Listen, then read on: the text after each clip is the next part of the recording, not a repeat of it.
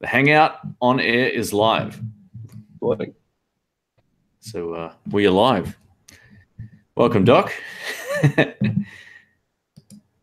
been a big day.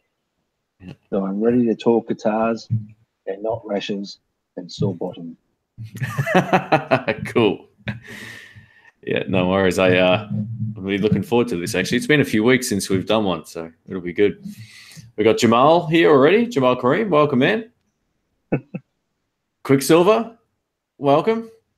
I think Mr. Ryan Lim's here as well. Welcome, mate. Just turn you got your speakers on? Yeah. Yeah, that's all right. I did that before too. Sorry. That's all right. Welcome, man. How are you? Good. How are you? Yeah, good. Thanks. Can good. You hear me clearly? Yeah, it's back to normal. Just do whatever you did last time. Just crank up the gain or whatever it was. Yeah, I'll do that. We can hear you all right. So we've got VS Audio's here as well. Panos, welcome. Our Metal Stage podcast. Oh, cool. Got Craig Clark, welcome. So we just thought we'd have a chat. We've got Nick in the States here as well. I wonder if I don't know if Nick's free. He's probably on his way to work. But Nick, if you've got time, you want to jump in, man, I'll shoot you the link. Just let us know. It's pretty early there in the States, so I wouldn't be surprised if most people are on their way to work. It's good car audio listening. A little bit of a sort of like a podcast thing. So I got YouTube Red on my phone. I don't know if you guys have tried that. It's like the ad-free version of YouTube without just using ad blocker. And you can actually like hit play on a video and turn your phone off, so you can like listen to stuff without having the phone actually, without having the screen on and all that kind of stuff. So I've been using it a lot in the car. Just like you can hit download on something at home and then just listen to something in the car. It's pretty cool. Do you have to pay for that eventually? Yeah, you do. Yeah, it's like $11, but it's all right. It's good. $11 per hour. No, just for the month. So they gave me a free trial for a month, and I binge watched the full Karate Kid series that was out. It was awesome. Oh, Cobra Kai. It's wicked. That was what suckered me in. So I thought, all right, I'm going to stick at it for a few months. So. All right, we got Dylan, welcome. He says hi to everyone. We got Sean from Illinois, Chicago. Wicked. Thanks, Vintage. I am, man. Feeling heaps better. We got Mark from New York, 7:30 a.m. there, but he's self-employed, so he says he's going to just basically hang around. Right. All right, so I thought we'd start. Rick and I had a bit of a revelation the other day. We tried one of the new Fender De Villes. Oh, right. Yeah, it is arguably the best all-in-one Fender amp we've ever played, except for the weight of it. What were your thoughts on it, Rick? I know what your thoughts were, but just share with the guys. Yeah, look, I guess for the longest time, always loved the clean channel on a De Ville. Always beautiful, classic Fender, clean, lovely and warm through the mid-range, the bottom end, everything's good. But as soon as you turn the gain on, it gets all thin and scratchy and just awful. And I was fully expecting that this would be more of the same. So I was shocked, absolutely shocked that the gain probably at about 3 or 4, you get this nice dynamic sort of dirty rhythm sound that really does respond to your pick attack, and the volume of it was incredible. So it sounded great. And then the second stage, which I've avoided like to play, because it just sounds like a blowfly in a bottle. It's again they've tuned the mid range, and it's got a good thick mid range. It's really usable. I would be very happy to gig with no stomp boxes. Wow, it's amazing. But weighs a metric ton. I'm just too old and weak to and walking even 50 yards with it. your hand would be dropping off or your arm would be dropping off. You get to walk that far with it. So, look, obviously a trolley would solve that problem, but it's really, really, really good.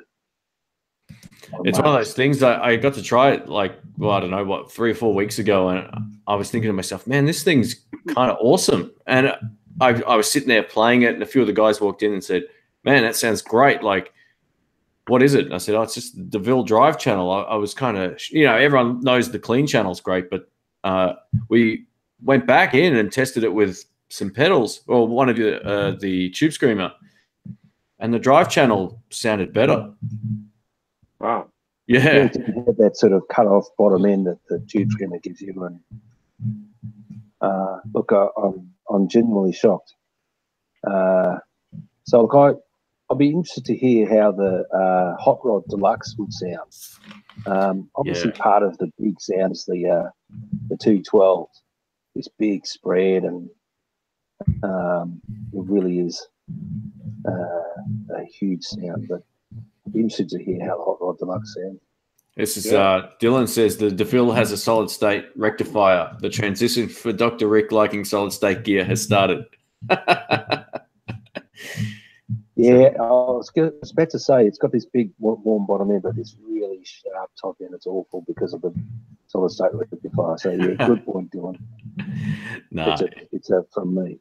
It was such a great amp. You're right. I haven't tried the Hot Rod version 4 yet. I don't know if I've seen them anywhere. Actually, every time I've gone to check one out, they're just not around. So I think they might have. Well, the better speaker is a good start as well. The volume tape is much better. Doesn't have that like loud as soon as you turn it on thing, and then it doesn't get much louder. We had it cranked. We broke some sort of volume record as well. But it was pretty brutal. But So what's the news, Ryan? You've sold all your stuff, mate? Look, what's going on? I'm. It's all in the camper now. Everything's in the camper. No, I'm actually in the process of trying to move. So all the gear has gone to various houses. My house. Yeah. Dr. Rick's got so much of mine. How many? You got 5, 6, 5? 2, I think. Ah. Yeah. The rest of it's on Craigslist. So I'm just because the room is actually a decent size, but with all the gear, it's tiny. The housing agent pretty much said, like, can you get rid of it? So it was good. It was good. Well, I actually bought one of your old amps for $200. I thought that was a good deal for a 2-rock. Thought that was all right. Yeah. Did you get that from Rick? No, I got it from some other guy. I'm not too sure what his name was. He was up at the jam. He just said $200. You can have it now. I said, oh, yeah, all right, done. Had your initials on the back, but I thought it'll be all right. Yeah, Ryan was here. We got John here as well. Welcome, John. If you got anyone's got any questions too, feel free to let us know. We're just going to talk about whatever comes up and a bit of everything. If Quicksilver asked if you're a real doc, and I sort of said, yeah, but I didn't go into it any more than that. I'm a fully licensed medical practitioner in the state of Victoria, Australia. So I can legitimately ask women to take their clothes off, and they do. Yeah, which is weird because when I went to see him for my elbow, my tennis elbow, that's what he made me do. Take it all off. Done. Take it off and cough. Oh. Turn to the right. That's right. Well, people said I'm so dumb I don't know my asshole from my elbow. So there you go. Yeah. All right. So here's an interesting question. Lincoln Johnson says, can anyone help me here? I have a Fender Blues Deluxe, and when I'm plugged pedals into the preamp in and out, I get this slight mild buzz from the amp. What could be causing this? There's a couple of things I reckon it could be. It could just be the power supply is noisy and you're getting like a buzz from your power supply possibly. If you're running it on batteries and you're still getting it, check to see whether or not it does it straight into the front end as well, because I don't know, that would just help you eliminate something. But if you, whether or not it's the pedal or the power supply or your cables even, so try it a few different ways and just eliminate everything and see if that helps. But I'm not sure if you mean it's like an electronic buzz or whether it's a cabinet buzz. Sometimes if you're running a really weird pedal into, an amp, the actual physical amp can rattle to some extent. But I don't know if any of you guys have. So can we just clarify, is that effects loop? Yeah. It's got a preamp in and out, which is basically the same thing as the effects loop. Isn't that where you bypass the preamp when you do that? You do, yeah. Yeah, so it goes straight to the power amp, right? Yeah. Yeah, right. Oh, okay. Yeah. Yeah, I think what Shane says is definitely the first thing I'd do. Like, I'll check my power supply because it could be ground loops or, You always hear on videos that, is the power supply noisy? And that's kind of what you might be experiencing. And that's kind of what it might sound like. So if you've got a bad power supply or one that causes some sort of buzz issues, that's pretty much exactly what it could be. That or cables, or like Ryan said, like a ground loop sort of thing as well. That's not uncommon. So yeah, it could also be that maybe it just depends. Try it in different rooms as well. See if there's any issues with your power at your house too. If you can try it somewhere else, just process of elimination. There could be any number of things here. Yeah. Just try one effect at a time, just with a single-ended power supply, not a daisy chain, and just by process of elimination work out which one's buzzing. Yeah, it could. Yeah, you're right. It could absolutely just be the pedal too. I mean, that's not uncommon. I used to have an Artec delay pedal, which I didn't know at the time, but when I finally had a chance to compare it to another one, it used to buzz a lot. So, just keep that in mind. So we got Ben. Welcome, man. Hey, Ben. We need a new series for the channel, Ask the Doctor, where Dr. Rick can answer viewers' questions. And they always say, oh, "This isn't me. I'm asking for a friend." Yeah. It's my cousin. Yeah. That's right. And my cousin, he, Anyway, blah blah blah. So very happy to field any questions. We've got 6 in line. 3 aside says, "Hey Doc, my doc gave me the best freaking advice last week. I told him that I was a little nervous after my latest motorcycle stack that a couple of bones would break really easy now. He said, don't fall off." I don't know if that's a joke or he's being legit, but good advice. I think that's doctor humor. Hysterical. You know what they say? A doctor's most reliable form of contraception is his personality. His personality, yeah, correct. Oh. Nice. What's my opinion on the Box King pedal board? I think it's great. So for those who don't know what it is, you basically, the pedal board has one, or depending on which one you buy, they're either 1 or 2 rechargeable batteries built into them. So you don't need to have like an external bit or mount something underneath. And you get about 8 hours of life off either side. Yeah, they're really, really good. I've still got mine. I don't plan on selling it or anything, Jamal. So I think they're really good. Can you run a Strymon? Those quite power greedy, power hungry.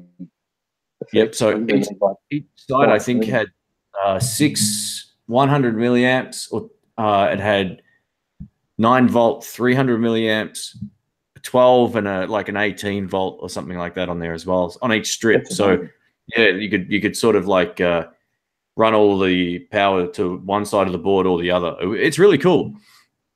It's one of the few like innovative boards like it. I haven't seen another one where like the power board is like actually part of pedal board. It's not sort of like an attachment or, you know, something external. It's really, really quite cool. I'm sure there's others out there, but that's the only one I know of. Oh wow. Yeah, they last for ages.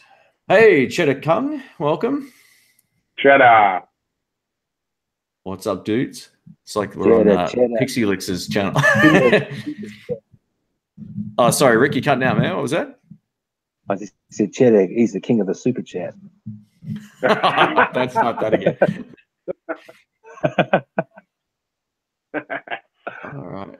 Got my PRS SE245 from JB Hi-Fi for $594. Amazing neck, but glossy. Yeah, so JB Hi-Fi is selling PRS guitars. How about that? Yeah. Wow. For those who don't know what a JB Hi-Fi is, it's just like, it used to start off as like a CD and, you know, record shop kind of thing. And then they went into all kinds of different stuff. Now they're selling instruments and PA systems and fridges. It seems like they're spreading their range of stuff pretty wide now, trying to appeal. Maybe they're trying to appeal to everybody. Yeah, I think it's good though for like just the regular consumer, just because it brings prices down. Yeah, it does. Yeah, you're right. Because JB wouldn't it's really competitive, and I remember working at the guitar store when they first started selling instruments, and that's what happened. Like, you know, everyone was complaining about JB started selling the instruments, and I just thought it was great because then you couldn't charge $1,000 for a Squire. Yeah. No, you're right. I think I don't mind them selling that. I know they sell a lot of good microphones in there too, from like live performance ones to studio mics to podcast microphones and packs like that. I think that's cool. Cheddar, you madman. Yeah, he says going to the PRS factory on Friday. Want me to sneak any guitars out in my pockets? So do it, man. See if they got any good lefties, and I'll refund you.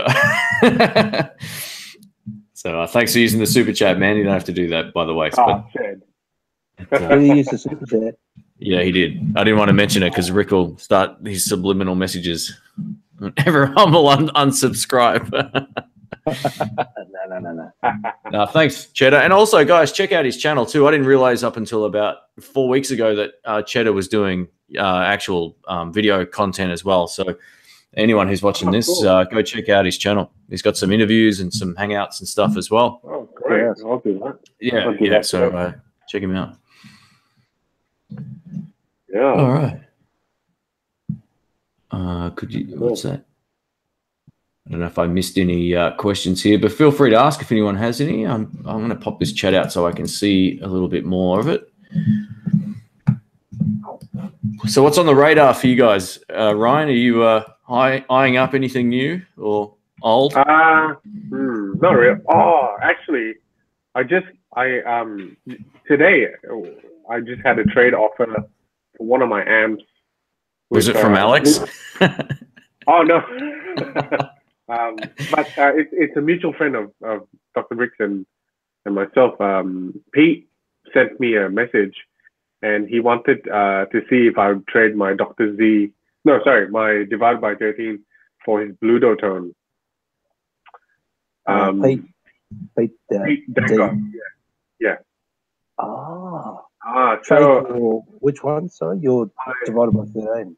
Yeah, I've got a Divide by 13 FTR 37, which is a great amp. Yeah. And I think so this friend of ours, he's like this amazing gear. He's got such a collection of amps, and he's got this really cool Bluto tone, Bluto drive, which is, I think it's based on the Dumble HRM. So EL34 amp tubes. And I know it sounds amazing. So he was, Do it. I don't know. I haven't seen that Divided by 13 amp in 4 years or something, man. Yeah, I don't know. I haven't been playing it, but I will say that the Divide by 13 is one of the most amazing pedal platform amps that I have. and it'll just take any pedal and it makes it sound great. But it's more. Well, I got that amp when I was playing in a lot of rock bands, and I don't play in any rock bands at the moment. So I don't know if I might get some, because sometimes that happens when you just get bored and you just want something new. So I told him I'll think about it. Isn't it absolutely blisteringly loud though, the Bluto tone? I think it's 100 watts. You have to get it up to a certain level to get that good tone out of it, and by that stage, half the audience is dead. Yeah. But what? I'm deaf already. So, no, I'm thinking about it. But other than that, not really. All my stuff in a lot of friends' houses while I try to move. And hopefully I can set up this space, so I can have everything. Because, in this tiny room, everything's in storage or in cases, but I want a bigger sort of room where I can have everything out. So hopefully that happens. What about you, Rick? Have you got a JTM 45 yet? No. Look, it is great, but just unfortunately, just impractical. Just the sound I love out of it is achieved at about 140 decibels. So, and that would vary between how loud you are now and where. You'd probably be close to 115 or 20 most of the time, I reckon. Yeah, I think so. But yeah, 140 is a whole lot. It's a whole other ball of wax. So I love the look of it. Saturday night we played with a guy who. What was Dave's Marshall head? Was that a Plexi? Oh man. So I'm sure he won't mind if I tell everyone what it was. It was the amp that Brett Garsett used to own, and it was used on the album Whispering Jack. And it was a 1971 super lead, a Plexi super lead. So hand wired, and it just sounded amazing. Just in his hands as well, like it was a pretty big sound, I gotta say. I think he had some technical troubles the first few songs or something, but once he got ironed that out, I mean that there's nothing quite like 4 speakers pushing out a whole lot of oomph. You know what? To my ear, it could have used more top end. I think I might have mentioned that to Rick. As great as it and as fat as it sounded, it just was a little rolled off in the highs. But I don't know if that's just the sound he likes. I don't know him that well, so I mean, it wasn't a bad sound by any stretch of the imagination. But yeah, to me in that room, it felt a little sort of rolled out. I think it's because he was using an attenuator as well. He was using the Marshall Power Break. I didn't know that. Okay. Yeah, because which is awesome because I was standing beside the amp, and usually when you have a Plexi, the how bright it is, it just takes your head off. But it was great. Speaking of something that cuts our heads off, Sean in the chat says, "Do you think the Marshall DSL 40C needs to be mic'd up for a gig, or is it loud enough without a mic?" Well, I did a festival recently, and I don't know how much of my sound was going through the front of house. It is plenty loud. No, you won't need to mic it up. I mean, you guys have heard the Marshall. I don't think I've ever got that past 1 o'clock on the master volume. It's pretty loud for a single 12-inch speaker. So I guess it just depends on what size room you're playing in. But I guess if you're playing the average sort of club gig, then I doubt that you would get it put through the PA because the sound guy would be very unhappy, I would think. John asks, can he bulk bill through the super chat? Yeah, sure. Just send us a photo of the offending part. Middle Stage Podcast says guitarists always have something they are eyeing gear-wise. So, I think that's pretty true on the most part.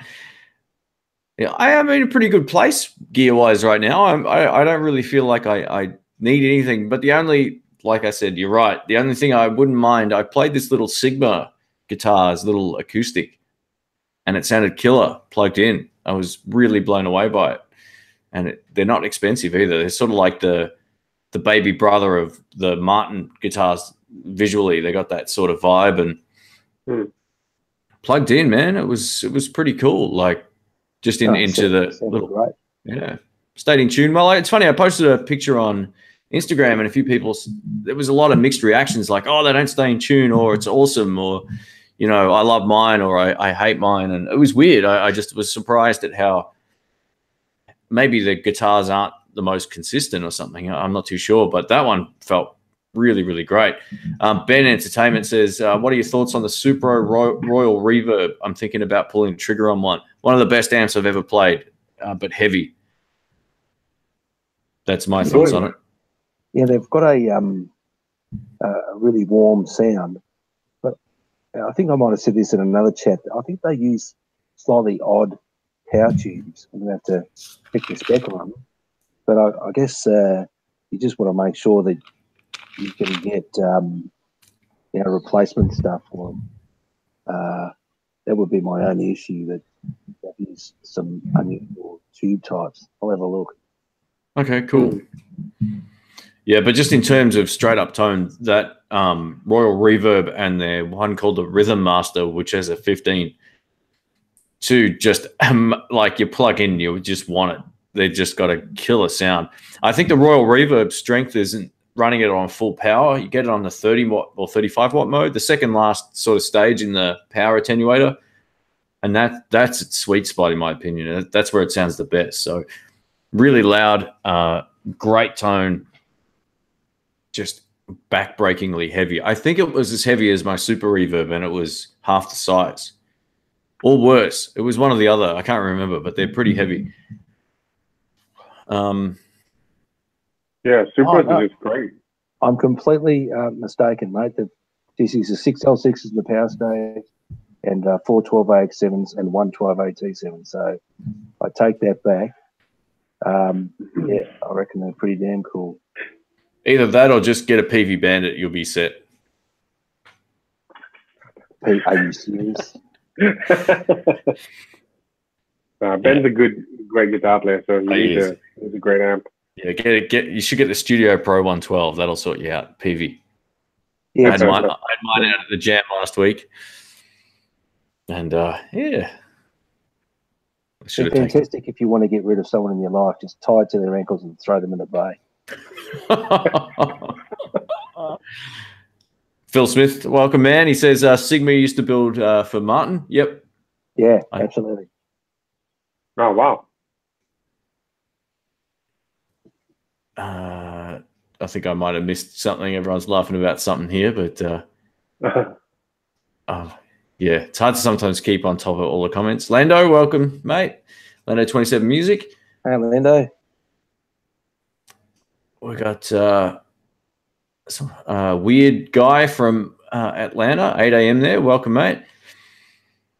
So yeah, feel free to ask us any questions if if you've got anything you'd like to ask any of these guys or myself. These sort of chats are just a little bit about everything. Yeah. So Rick, you're all done for the 58 custom shop Fiesta Red. The gas is over. Oh man, I just think if Fender want you to pay $5,800 for a guitar, then they've got to stop getting a brain dead monkey with a nut file cutting the nuts on these bloody things. It's unreal. You know how you tune the string? Yeah. It's not going anywhere. It's not going anywhere. All of a sudden, ding, and it goes like 3 tones sharp, and then you go, oh, listen, I'll do it again. And by the time you've done that 10 times, and Shane's poised with his camera saying, "We're going to get one video made tonight, or you're going to tune that bloody thing all night." Oh yeah, we had a bit of bad luck. I was cut because everything. It feels great, but it really cheeses me off that you buy it and then you have to take it to a flaming service tech to get the nut slot cut properly, even before you change strings. So, yeah, that's not cool. That's my beef. Yeah, I think well, when you ship a guitar anyway, like it should always, when it lands here, it should get checked and get a once over, especially when you're dealing with like really expensive guitars like that. You know, that's not to knock Fender Australia, but they could be doing that. But that's what I would like anyway. Yeah, absolutely. I think they should have an experienced luthier have a look at them, especially these high-end ones too. I mean, Shane played a Squire the other night that he tuned once about 2 weeks ago, and still yeah, it was perfect. Yeah, and you could have bought like 30 of them for the same price as this other guitar, and it was like the Squire had no problems with tuning. Oh, wow. I actually picked up another Fender, an American Professional one. I could not get it to stay in tune. Oh, really? Could not get it to stay in tune. It, like we just pick up whatever and have a play, and that's usually you can throw Fenders out the back of the car when you're driving, and it'll still be fine. These two were just jinxed. Actually, we had a bit of a weird, rough night with tuning stability on a few different guitars too. But that custom shop, man, was really disappointing considering what they're asking for it and all that kind of stuff. So yeah, right. Sorry about that sliding noise, guys. I should have thought about that before. I gotta keep moving my mouse around here, but yeah, I don't know if you can hear that or not. But I just noticed that Cheddar got to play a Morgan JS12 Josh Smith. Oh, yeah. Man, I would love to play that, which is basically a slightly modified version of the PR12 that I had a little while ago and foolishly sold because I'm an idiot. It was a great. It was. I mean, it's meant to be the same power as a Princeton, but this huge sound. So loud. Yeah, just from a 12-inch from a greenback. So I think Josh's has got a built-in boost, hasn't it? I think. Oh, really? Is that the crunch out of it? Yeah, and it's tweed, and I'm not sure which speaker it's got. But yeah, look. I would love to hear that. And Josh is coming out. We've got to go see him. Yeah, absolutely. In November, right?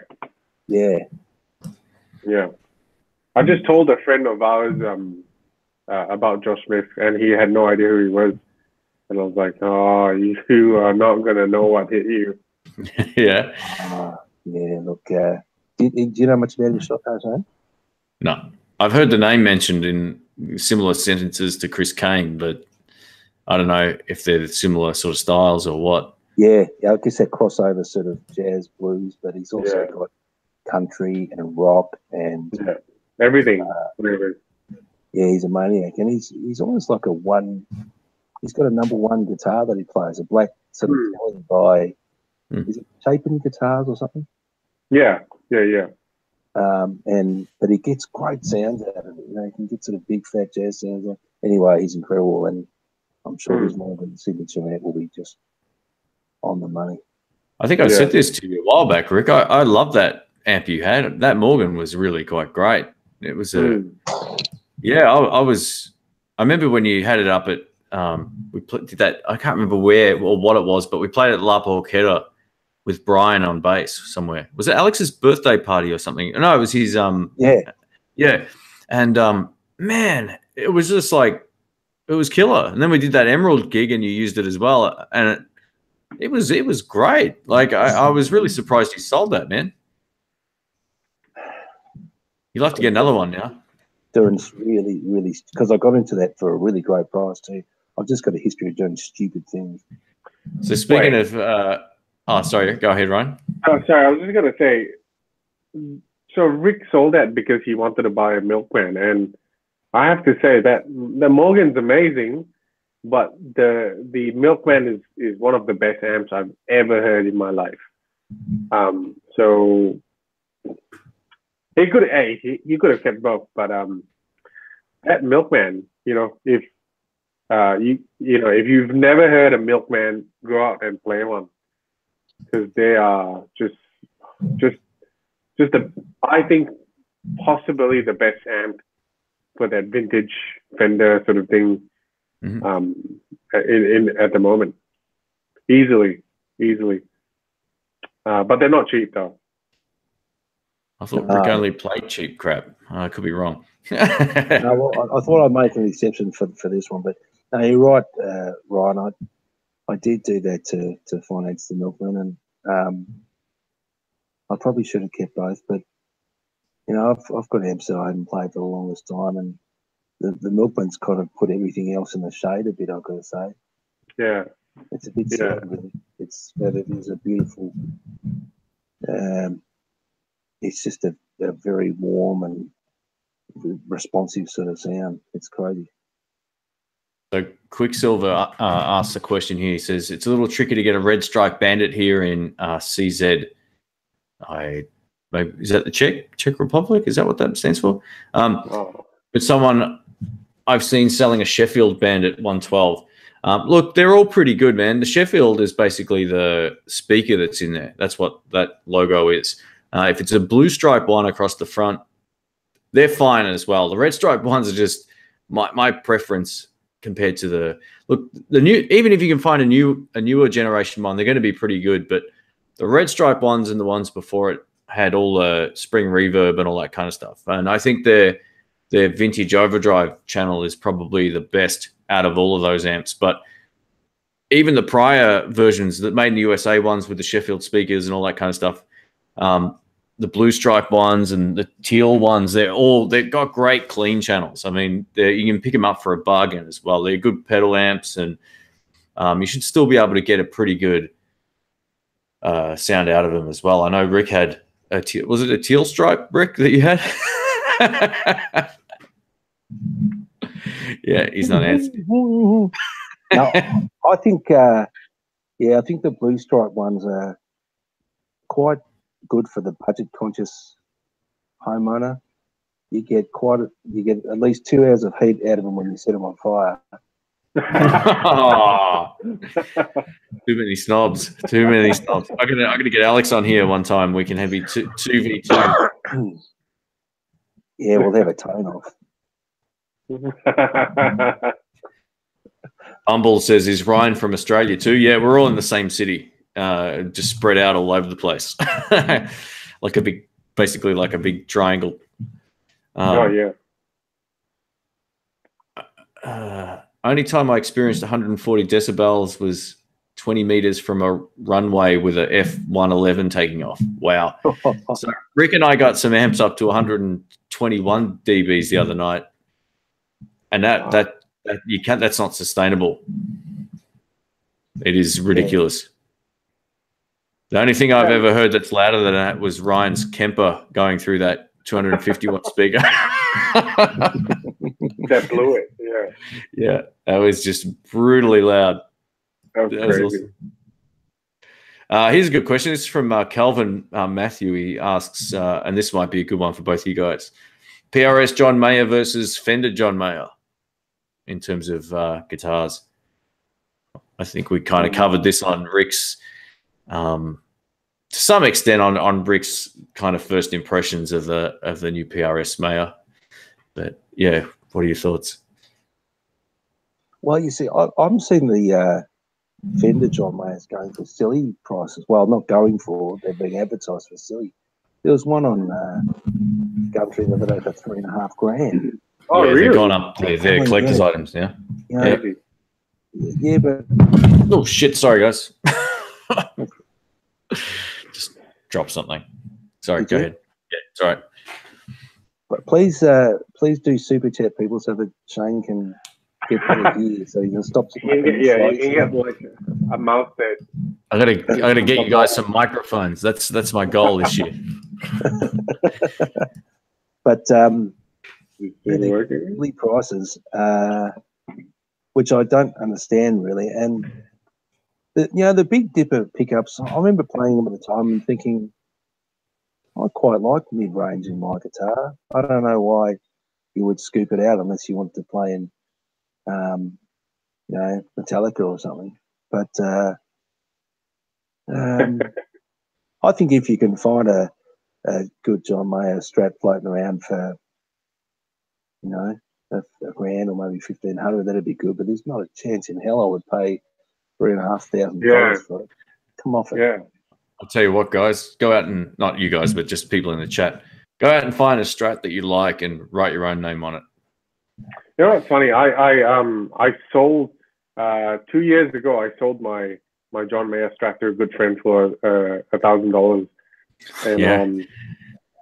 And I mean, I did it because he really wanted to get into guitar, and I think I got it for $1,500 or something, so really cheap. So it's crazy that they're selling for so much money, but I think they're good guitars. I've not actually played the PRS, so I can't really say much about them, but I have heard Dr. Rick play it just on social media, and it sounds like a Strat. But I think for me, the John Mayer Strat was nice. I wouldn't pay $3,000 for it though. Absolutely not. No chance. No. Yeah. Look, having said that, nor would I pay $3,000 for a Silver Sky either.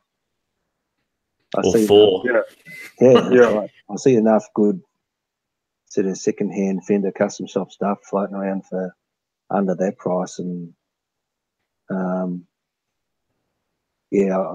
I can't see the advantage of it. Yeah, sure, it's a good feeling, good sounding guitar, but I don't see anything compelling about it at all.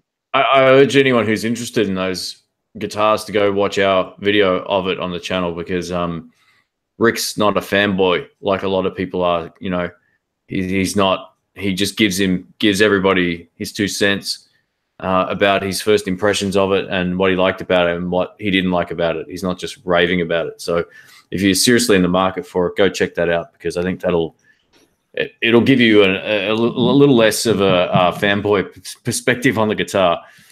Because just about every other review I've seen has been just a gushing,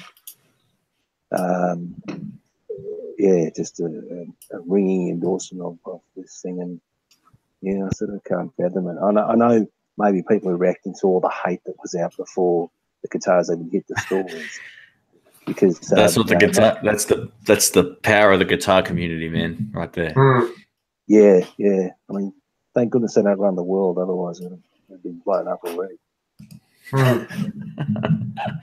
It's pretty funny, man. Like, I don't know. It was just a crazy crazy week on YouTube that week. It was insane. But, when that came out. Did you guys like it? Wow! Hey, Ryan, welcome back, man. You've escaped the tunnel. We can hear. You know what I have to do? So good. I had to plug in this and use a real mic. It sounds so much better. Oh gosh, things you do for YouTube. This is how Ryan actually sounds, folks. I know. Hey guys. Hey guys. Rick looks like a bit like the guy from The Godfather at the moment. He's sort of got the film noir lighting. You never go against the family. Yeah. That's right. Hey, Tony, come here. Sorry. Yeah.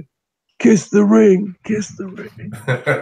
Sorry, wrong hand. Kiss the ring. Dylan says he'd like to basically hear Rick play a Squire. That is coming. That is absolutely coming up. So yes, we're going to bring him back to my level. Yeah, I'd like to see Rick buy a Squire. Did you say an Esquire? Yeah, I'll buy an Esquire. Yes, I said Esquire. Yeah. All right. Andrew asks, what are our thoughts on Gretsch Streamliners? Streamliners. I've only played one. Yeah, I don't think I've played too many to be able to comment. But I think Gretsch guitars are great. Anyhow. Mm-hmm. So I'd have one. Yeah. Yeah, I think I could be wrong, but I think the Streamliners is like one of the more sort of like entry level ones in terms of price, but not in terms of anything else. Like they're just one of their lesser expensive ones, but they're great. Like they feel like a 335 kind of thing.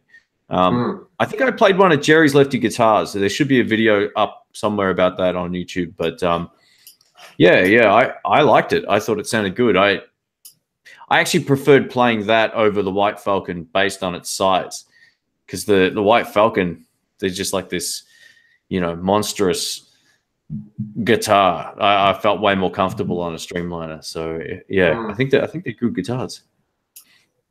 Yeah. All right, so what do we got here? Joe McCarthy says Fender Super Champ X2 head with a 112 cab or a Peavey Mini 20 head with a 112 cab. Play them both, man, and see which one you like the best. Yeah, that would be my suggestion. If you want everything as an all-in-one amp, go for the Fender. And the reason is it's got all delays and, you know, that was that one I nearly bought at Cranbourne Music all those years ago, Rick, where you drove over to Cranbourne. Remember that little Fender head and box I was going to get? Yeah. So good as I talked you out of that. Yeah, it wasn't loud enough to gig with. There's no doubt about it. But for a little sort of like small practice amp, they sound pretty good. But yeah, I might, you know, if you've got pedals, probably go for the Peavey. If you don't, go for the Fender, or play them both and see which one you like best. Weirdly, Dr. Rick's sound is not good tonight. Am I any better now? There is always a mic issue. Yeah, Rick's on a different computer tonight, guys, so he's not on his main rig. That's all right. It's fine. It's all right. Yeah, I'm on my my solid state transistor rig as opposed to iMac. Yeah. No, I'll. Yeah, Ryan, whatever you did just before, mate, plugging that thing in, just changed the world. Yeah, I think I'll use that from now on, which is overkill for like a live stream, but hey. Hey, that's all right. I'm using this. Where is it? Condenser. Got the Yeti. Really, Dan. Awesome. These are cool. You just plug them in. Yeah. I thought the one you played at Jerry's was an Electromatic. I think I played a few different guitars. Like I think I played three Gretsch guitars. But you could be right too, because I played like 60 guitars in 3 days, or 4 days or whatever it was. Right. That's just, yeah, someone's asking me there. So I could be mistaken, but I'm pretty sure it's a good guitar. What do I think about the Gretsch Country Gentleman? Oh. I don't know if I've played one of them. I don't know if anyone else has. I've got one. Oh, wow. Great guitars. Great guitars. Like, so good recording. They track unbelievable. It's funny, right? Like I did this musical. I played guitar in this musical, and what was it? I think it was like, it was Grease. Oh yeah, cool. And I remember the musical director saying to me, "Can you get this tone?" And I had played a song on the CD, and I had a Strat, I had Telly and a Les Paul, and I could not get the sound. And then I was in a guitar store one day and just played a Gretsch, and I hadn't owned a Gretsch before, and I was like, "Oh, that's the sound!" And I bought the guitar to use for that gig. Yeah, well, and it's awesome. Like every recording that I do, I always bring a Gretsch now, because it's a great rhythm, sort of it tracks really nice, and it's got really nice highs, and you play on solo on it as well. It's awesome. We did a gig on Saturday where one of the guitar players, Marcel, he had a Telly with the what were they, Doc? Was it TV Jones, I think. TV Jones, yeah, and it's like which is a Gretsch sort of style pickup, and it sounded amazing, fat, but still sounded like all the highs on a single coil. Yeah, Country Gent, they're great, really great guitars. Oh, awesome! Yeah, thanks, man. Yeah, I haven't actually. I don't know if I've ever seen a Lefty. I don't even know if I know what they look like off the top of my head, but I'll look them up. Sounds pretty cool. Yeah, Cheddar Kung says, going back a comment or two, he says, Silver Sky felt like a Strat to me, but what do I know? I've only owned one Strat. So that's a pretty accurate assessment of them, I think. That pretty much sums them up. All right, so Dizzy Dog says he bought himself a Katana Artist amplifier, and he says he hasn't been off the Crunch channel for a week or so. So, Rick, this one's for you, mate. What was the experience of the Boss Katana Artist from a tube snob like yourself? Yeah. Look, I was again pleasantly surprised. I thought it would sound sort of tinny and whatnot, but it's not bad. There's instant gratification factor plugging into it. It's really it's light and portable and pretty loud too. You can get quite a good amount of volume out of it. Yeah, and I think the speakers are pretty good in it too. I'm not sure what it is, but I think it's designed to have a pretty good power handling, and yeah, I was genuinely shocked in a good way about it. So yeah, the Crunch channel, I think that's the channel we're on, wasn't it? Shane? Yeah, it was. Yeah, it sounds great. And I tried the 212 Katana 100. So, you know, 2 amps, both with the same watts. The Artist only had the 1 speaker. The 100 had the 2, and it didn't feel like that in the room. Like the 2 speakers didn't really make the amp sound any bigger. The cabinet is a lot taller on the Artist too. So yeah, I think we both felt like that amp was the new one is definitely, you know, a great option if you don't already have an amp and you're thinking of buying one. So yeah, they're really cool. Some funny comments here in the tonight. It's always funny. So 16 line 3 aside says heating bill's gonna kill you. It's gonna. So I got my Nana heater on in here. It's not that cold outside today. It wasn't not a bad day, but my place always stays cold. So thanks for that, man. I appreciate it. He's the super chat as well. Yeah. Hey, Mr. Kareem's here too. Welcome, man. He says he saw a Hello Kitty guitar selling for $400 Australian recently. Oh, that's a bargain. Snap that up. So, yeah, no, thanks again, 6 in line. I appreciate that, mate. And I don't know if you've got a YouTube channel or not. I'm not sure if I've actually looked you up or not, but I will do that. I will do that. All right. DMS Productions, welcome. He's an Aussie, isn't he? Yeah, he's from Melbourne, yeah. Awesome. Yeah, I know him off here as well. I met him at one of the jams a couple of times. Oh, a few more times than that. Yeah. Oh. Plays bass mostly, I think, and also guitar. I could be wrong. If it's guitar, it might be his first instrument, but I've jammed with him a few times where I've played drums and he's played bass. So he suffered. He suffered my mighty drumming. It's awesome, man. I love it. All guitar players think they're drummers, and I'm no exception to that. Yeah. All right. Rick's using a mono-price PC today. See, it's comments like that that just make me laugh. That's awesome. Mono-price is like... It's a Fisher price. There's a difference. Dylan says, buy yourself a cat. It saves you from the heating bill. Well, I'm kind of lucky. During the day, sometimes the neighbor's cat just comes around. If you follow my Instagram, that cat's not mine.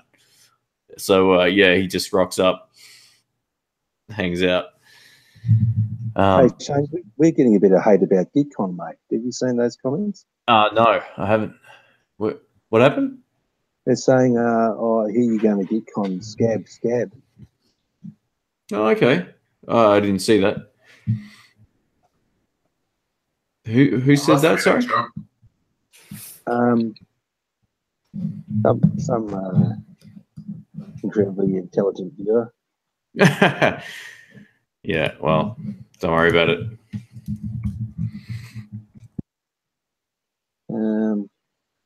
I mean, do you want to talk about that? Oh, if you like, yeah. I already have, but. Oh, have you? What? Tonight? Oh, not tonight. No, you can, yeah. Chatted about it on a couple of live streams, I think, like a few weeks ago. I mentioned it. So yeah. Well, I think it's sort of the elephant in the room, so we better talk about it. Yeah. I haven't even seen the comments, so I'm looking to find out where, but I must have missed it. Yeah, So well, I hope whoever made their comments feeling bad and does a super chat, chicka-ching, ka-ching. But look, yeah, Shane and I are going to GitCon at Martin Kirchen in Bavaria, Germany, at the Warwick Framers Factory in October. Oh, are you guys? Yep. So Awesome. I didn't really want to go on my own, and I didn't really want to go. But like last year, it was definitely not on my list of things I was comfortable doing at all. There was a few reasons why. I've been over it a million times on other videos, but basically they were going to fly me business class if I wanted to go, and I was like, how about I see if like I can invite Rick to come, because he's been helping out with the channel now for I don't know how many years, man, but probably what 6 or 8 years or something over. You're probably on 150 videos, so I thought this would be a good way for me to sort of thank him for helping out. He doesn't ever ask for anything, and if we get a chance to turn up and do whatever we like, that's cool. So yeah, that's pretty much the extent of the story. Like, we're going to see if we can spend a few extra days afterwards and shoot some Guitar Search Saturday videos, or see what else we can get up to afterwards. But yeah, last year I wasn't comfortable going, and I explained why on when it came up last year. I think it's going to be great fun to network with other YouTubers and just sort of be a part of that community that you've just been you've created such a fantastic community, and it's nice to meet the other guys and talk about stuff, and and obviously we haven't seen the full sort of list of who's going, but I've been a fan of Pete Thorne's for probably 11, 12 years now since he first started out, and be great to meet him and just sort of hear about his experiences, etc. And he's certainly one of the leading sort of gear demo YouTube guys around there. So that'd be fun. But we made it very clear to the organisers as well that we're completely fiercely independent with the content, and if something doesn't impress us, then we'll certainly be letting them know as well. So I don't want people to start calling us fanboys and acolytes and all that sort of crap, because I think we've got a track history of calling it as it is. Oh, totally, man. I think that's what people, there's going to be, like, I made it clear last year too that I thought the idea was good, but it wasn't for me. Like, I had no problems with people going or anything. It just wasn't how I wanted to sort of gear the channel for myself, But these sort of opportunities, I'm almost, a little regretful I probably didn't take advantage of the fact that I could have gone somewhere new as well, and met up with people that I still talk to on and offline in the guitar community as well. So there's no expectations from. Oh, I can hear myself coming back. There's no expectations for us to say or do anything. So yeah, it's going to be whatever we want to shoot is fine. If we don't want to shoot anything, that's fine. That's basically what they've told us. So that's cool. Does the internet really need one more this factory tour video? Oh, well, that's it. Yeah, see, that's the thing with these events. Everyone usually posts the same sort of content over and over and over, and that's not what I plan on doing. I think, we might do it like I said to you, maybe like a vlog video or something. But there's a few other personal reasons I didn't want to go last year as well, and that I've explained all of that in the past. So I know not everyone will understand that, but it's just the way it is. But yeah, so it's good, man. I get to sort of get to do something fun with a good mate, and we'll also get to hang out with a few of the guys that I've met in person. Like last year, I flew to the US to meet up with Steve. That was one of the guys I caught up with, and yeah, it'd be good to see him again too. So from the Steve from Boston YouTube channel, so it should be fun. But I asked them if they'd have any lefties, and they said there'll be a few, but not a lot. So I've never tried frameless guitars. I've never been interested in them. It's not a brand that I go looking for at all. So it'll be an interesting sort of first impression of, are these any good? So yeah. No, that's awesome, guys. Yeah, it should be fun. We'll see how it goes. We'll see how it goes. And, I don't know. Look, I know a lot of people are upset about, or they say everyone should boycott it because of Henning. And that's I can see that. That's the public sort of view of it to some extent too. I kind of get that. But there's all, like everyone knows, there's always two sides to stories. And I don't know the full story. I'm just saying that from what I've been from dealing with these guys, they've been pretty welcoming about the whole thing. So, yeah, I felt comfortable enough to want to go. Yeah, absolutely. But, I don't think this will sort of continue like long term. So I thought it might be a great thing for their business. It might not be too. So we'll see if that continues afterwards. Yeah, absolutely. And look, for anyone who's sort of hating, Rick and Shane aren't going to go there and say stuff that's not true. So this is another opportunity for another perspective. Yeah, totally. Because you guys are going to call it out like how you see it, and if it's crap, you guys are going to say that, and which is awesome because I don't know what the drama was, but there was some drama. So it'll be good to have another two guys to go there and tell us what's happening. Well, that's it. Yeah, it'll be. I think basically the guy who organised it last time's not involved with it for whatever reason. Right. He quit or whatever. So yeah, look, I don't have any involvement with Henning at all. So yeah, there's the guys that are going this year from the list I've seen. I like a lot of their channels.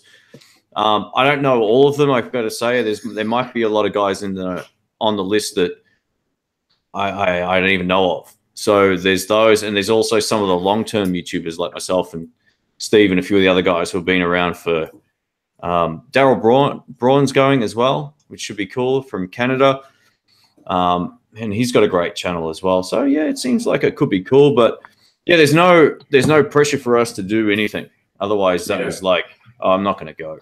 That's the case. If they say you have to shoot 20 videos of this, I'd be like, no, I'll just do that at home. So yeah. Anyway. Absolutely. And to see, to meet Pete Tolan it would be amazing. Guys like him. Is he going? Rick? I think so. I think I saw his name on the list. Yeah. Great. Yeah. I think the list we got was like a month and a half ago or something, probably, or a month ago. So there might be more people going than that, but I've spoken to a few of the guys that I know pretty well, and I think most of them are planning on going. Yeah, that's awesome. Yeah, why not? It's a good experience, and I feel like you only go around once, and it's one of those things. It's like it's worth giving it a shot. And being not under the, I don't have to produce content if we don't want to either. So it's obviously it's better for them if we do, but there's no expectation there. So I thought that was kind of cool. Plus the whole jamming thing will be fun too. Yeah, absolutely. And the fact that, you're going to share a bedroom with Rick. No. I've got that sorted out. Don't worry. I can't handle his farts. That's not what you said last time. He said, "Man, my nose was just down there. What are you doing?" Rick, you walk into the hotel room and he's got cameras everywhere. It's like, it's just for the channel.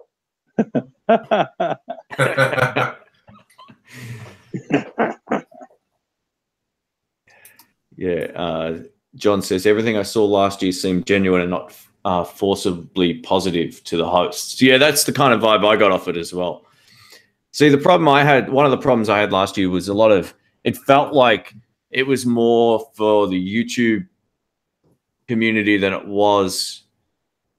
It felt like it was more of just for them to boost their stats than it was going to be of any value to the at someone else's expense. Let's just put it that way. And that just sort of didn't sit right with me either. But after sort of seeing it as well, I feel less pressured in any other way. Like I can see both sides of it. I don't really want to take advantage of another company, but obviously it worked out all right for them, so they want to do it again, which is cool. I just didn't want to be in a situation where I felt like someone was getting stooged, even if it was at the expense of a big company. I don't like that feeling. So, yeah. So we'll see how we go. It might just be Rick and I jamming in somewhere, or Rick and Pete jamming somewhere, or Rick doing. Is he falling asleep? Is he? No, I'm just checking the. See if there's any other questions. He's resting his eyes. Yeah, that's as wide as they get. Oh. I knew that was coming. I knew that was coming. So yeah, that's about it. There will be. I might post another video up at some point, but yeah, I've explained it on a few live streams already, and I know Tone King put a video up about it as well, about us going. So yeah, I thought that was kind of funny.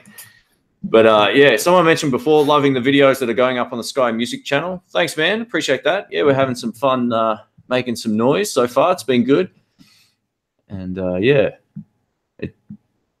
appreciate that. So we've got videos, I think, going up Tuesday and Fridays every week for at least the next 3 months. So we'll see how it goes. It's doing pretty well. We've got 2 videos up already, and yeah, it should hopefully grow, quickly.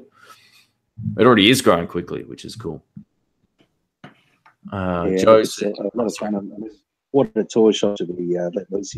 It's amazing, and every time I'm in there, I think, oh gosh, we should do that. But yeah, it's fantastic, and yeah, like so. Go down and check them out, guys. Yeah, I might put a link up in the cards right around here at this time point, so you can check out the new channel as well.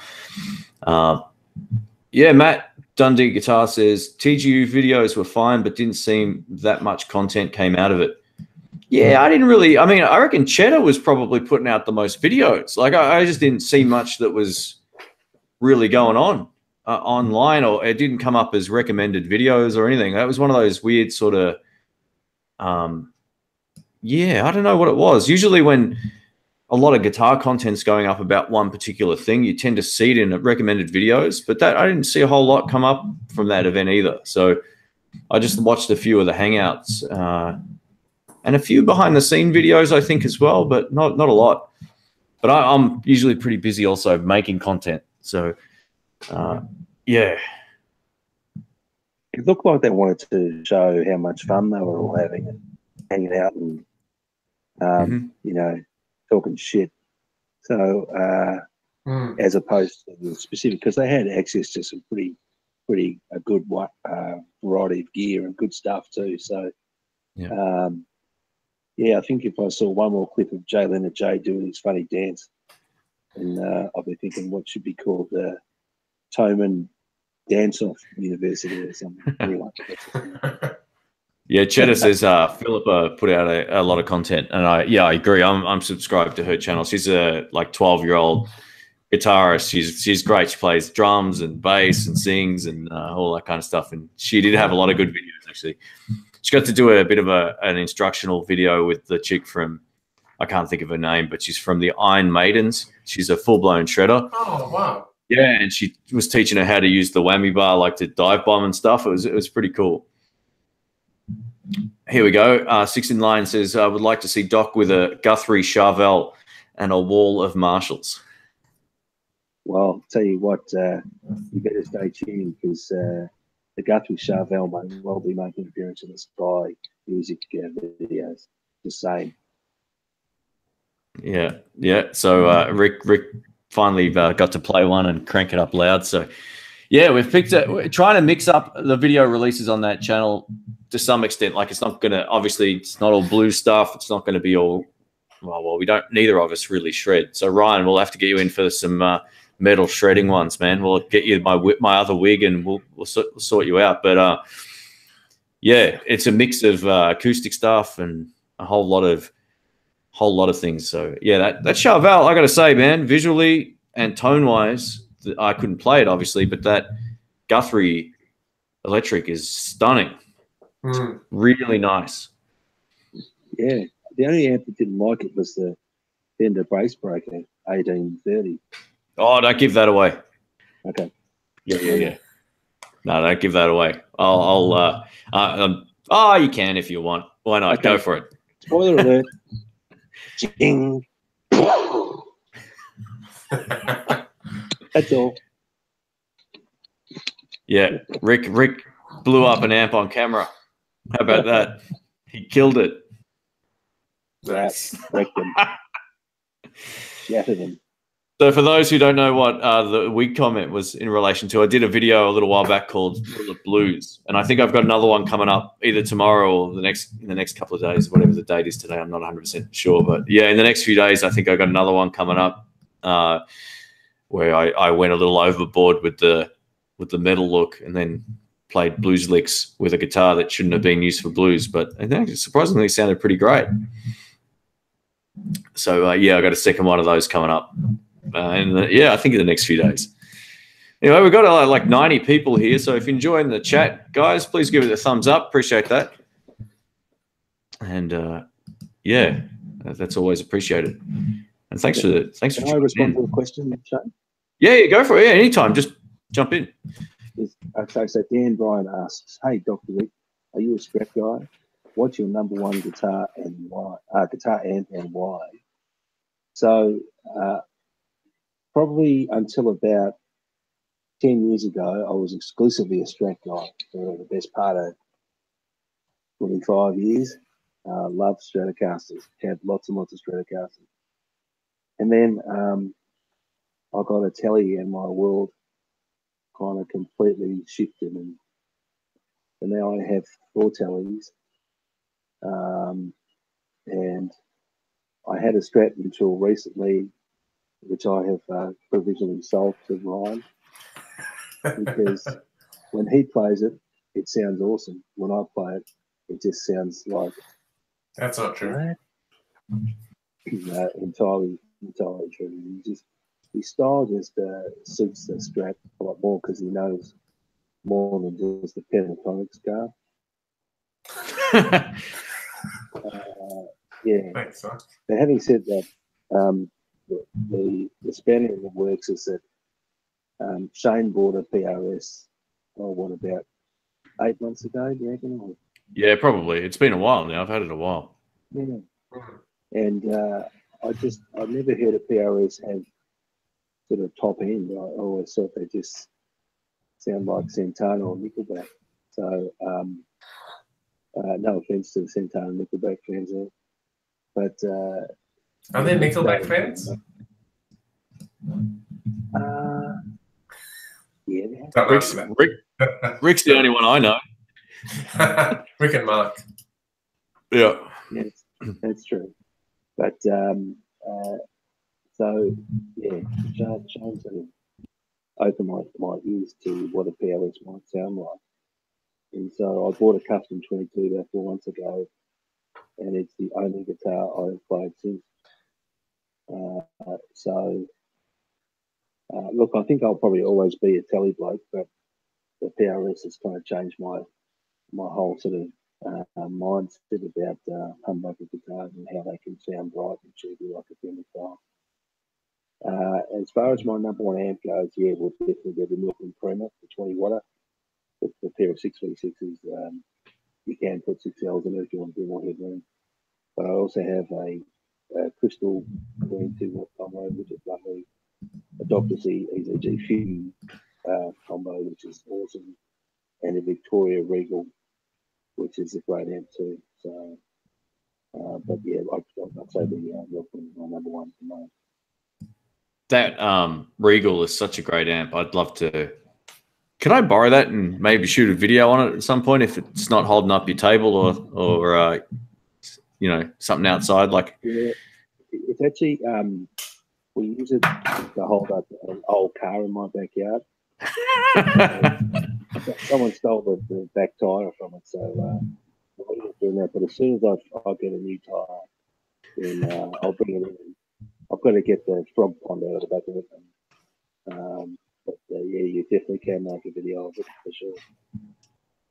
Cool. Oh, thanks, man. I remember our last video was done back before, like it was right around the same time I got my first HD video cameras and I wasn't even using like mics on the amps or anything like that. It was just, you know, I think it actually sounded great. There's something to be said about that room sound, but yeah, it'd be fun to do a new video with you at some point, or just borrow it and I'll shoot one, whatever works. Yeah. But no, that'd be great. It's good amp. The Milkman is really cool. Someone said, asked us a question here, and I've missed it. I can't find it. Shane's awesome Josh Homme video said words to the effect of, never really heard of this guy, but looked him up and saw he was a stoner, so I could see how this model would work. Yeah, I got to say, I didn't really know anything about Josh Homme at all. I do know some of the bands he's been in, obviously, but could I sing one of his guitar solos in my head like I can Sultans of Swing or any other like iconic guitar solo? No, I'm not that big a fanboy. So it was interesting for me to give it a go. I was pretty impressed. I had no expectations of the guitar at all. And it exceeded my expectations, actually, in terms of sound. I thought it was great. Only thing I didn't like about it was the fact that the volume controls were reversed. I like the bridge pickup pot was the neck pickup pot and vice versa. And, you know, you spend 20 years playing guitars that all have the same configuration, then they go do that. It's like, great, thanks for that. But I used my fake smoke machine on that video too. I thought that was good fun. It was very effective. Yeah. I thought I'd better mix it up. So yeah, I don't know enough about him. I looked him up, and the first Google result was Josh Homme kicks a girl in face or something like that. I was like, oh, okay. So that's a good sign. Interesting thing there. Well, if you had an ugly signature guitar like that, you'd be angry too. No, I gotta say, I don't mind the visual of it. I don't mind it. It's just there's a few things about it. Me personally, I wouldn't. It's the price too. Like they're not cheap. They're not reasonable in terms of price either. They're maybe too expensive for what you're buying. Yeah, I couldn't justify, you know, $3,500-4 grand on a guitar or more. I can't remember the exact price of them. I wouldn't personally spend that amount of money on one, but yeah, I don't even know what the street price is on them, but I know that they're around $4 grand. So it's just it was nice. I got to say, I tone wise, I loved it. Yeah, right. Functionality wise, and the neck feels a bit weird to me. I mentioned this on the video too. Like I said, it starts out sort of fat and gets thin, or vice versa. Like it's got this really weird sort of taper where it goes like it gets wider as it goes closer to where it joins the body. Which I don't know if all guitars do that or not. But as the first time, it just felt different in the hand. So, but yeah, nice enough guitar. Yeah. Just I couldn't spend $4 grand on it. Yeah. I think when it's a signature guitar, you know, you're gonna expect to pay top dollar. I wonder if he gets paid for each guitar sold. I wonder what the deal is with Maton, but yeah, I don't know much about him. I mean, I only know that he's from the Queens of the Stone Age. He was in that band with Dave Grohl and John Paul Jones as well. Oh, okay. That's all I know. Yeah. Yeah, I don't know enough of his stuff. I was just curious to check it out. I had a few people ask about it, and all the staff love it. They're like, "Oh, it's such a great guitar," and blah blah blah. We all want one, so I was like, "All right, I'll give it a go." Yeah, it's good to see a weird sort of lefty like that out there too. You know, that's the cool thing. All the right-handed players have got everything they could choose from in the world, but yeah, being a lefty, it's like, oh, that's kind of cool. It's good to see. Oh, well, an Australian company making a different left-handed guitar. Yeah. All right. We've got, everyone's talking about Michigan. I spent a lot of time in Michigan over the years. Excellent stuff. I saw someone mention Grand Rapids earlier. I used to listen to their radio station when I was in one of their radio stations when I was in Torch Lake. Very cool. When am I coming back to the US? Maybe next year. I'm not going to be able to make it this year, unfortunately. It's not going to happen. I'd love to escape winter, but it's not going to be happening. All right. Mr. Cream says he's purchased a Master Sound guitar from the swap shop, which might have been played by Josh Homme at the Big Day Out some years ago. Very cool. You had a Master Sound guitar, didn't you, for a while? Yeah, I did. Yeah. That was right after the whole thing with the Fender Mustang. I returned it for store credit, and there wasn't really anything else. And then I swapped it for 2 Blues Juniors, which were both faulty.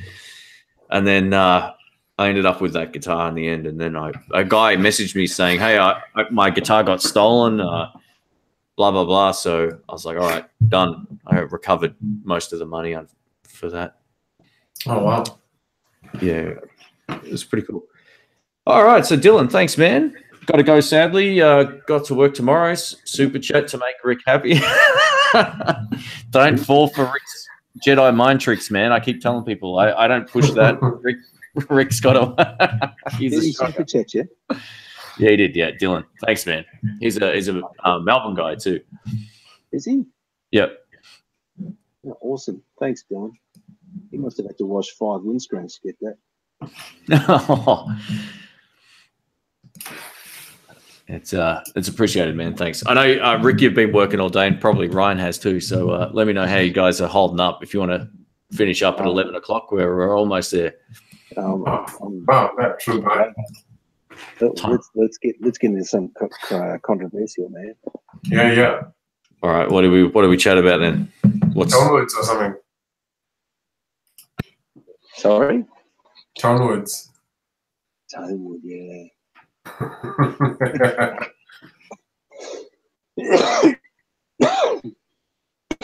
Excuse me.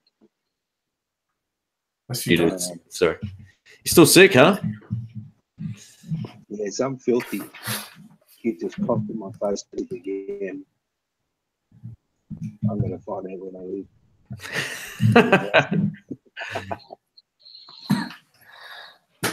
Yeah. Gosh, what else we got? So our Metal Stage podcast says you need to check out Dave Byron's channel. He's a great player. Yeah, I think I did. Is that the dude with the long hair? I did check him out. I think after I heard him mentioned on your channel. Yeah, good, really great player actually. All right, any of you guys had experience with a fuzz wah like the Morley? Not me. No. You got a couple of fuzz wahs in your collection, Ryan? No fuzz wahs for me. But I have been, and I still am on a big fuzz search and a big wah search. Yeah. I don't think I've actually played a fuzz wah. I played them separately. Separate pedals together, and I love it. I love the sound. But no fuzz wah for me. Dr. Rick? No, and I think fuzzes and wahs are kind of a bit finicky, aren't they? Because of the impedance stuff with. Like I remember I had a Fuzz face, and it was very fussy about where it went in the chain. Yeah. Because I think of the impedance issues. But I have a love-hate relationship with wah. Again, like you and Shane can make a wah sound really good. Me, it just sounds like a really bad porno soundtrack. But you guys get a good, authentic kind of sound out of it. So, yeah, I don't know. I think with wah, it's... Oh, sorry, Rick. Go ahead, man. Sorry, I didn't mean to cut you off. No, I'm done. I'm just saying I just can't do it.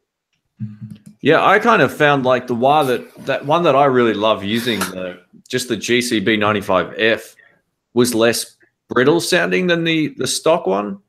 They're the same price, like they're both like $100 or whatever, but this one's got some different chip that doesn't make it sound as extreme maybe on both ends, and it's a really nice sort of like rhythmic, and you can solo with it obviously, but it doesn't go too crazy, and I think that's kind of helped me get that sort of sound and feel for using wah. I just love it. I kind of like using them on the accents of stuff. I don't know. Yeah, there is a bit of a technique to it that goes on unspoken about a lot of the time. I did a video on that ages ago, actually, but